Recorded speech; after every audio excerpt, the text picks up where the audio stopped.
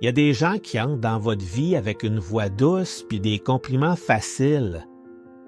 Ils vous disent que vous êtes brillant, que personne ne vous comprend comme eux, que vous méritez plus. Et au début, ça fait du bien. Enfin, quelqu'un qui voit votre valeur, qui ne vous critique pas comme les autres. Pourtant, ce qui est curieux avec le flatteur, c'est qu'on s'en rend presque jamais compte à temps.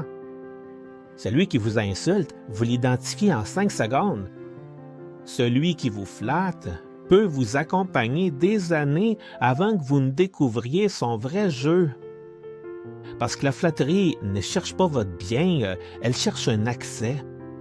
Accès à votre confiance, à vos décisions personnelles, à votre argent, à votre position, à votre propre corps, à absolument tout ce qu'il désire. Il vous valorise pour ensuite vous demander des choses que votre bon sens ne lui aurait jamais données.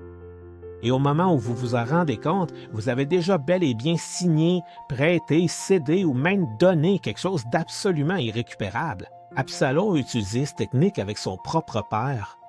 Il se tenait fidèlement à la grande porte de la ville, puis accueillait chaleureusement les gens en détresse et leur disait « Ta cause est tout à fait juste, puis c'est vraiment dommage que le roi ne t'écoute pas. » Pendant 4 longues années à agir de la sorte, à voler le cœur du peuple en utilisant la flatterie la plus totale, jusqu'à avoir enfin assez de partisans pour essayer de renverser violemment son propre père.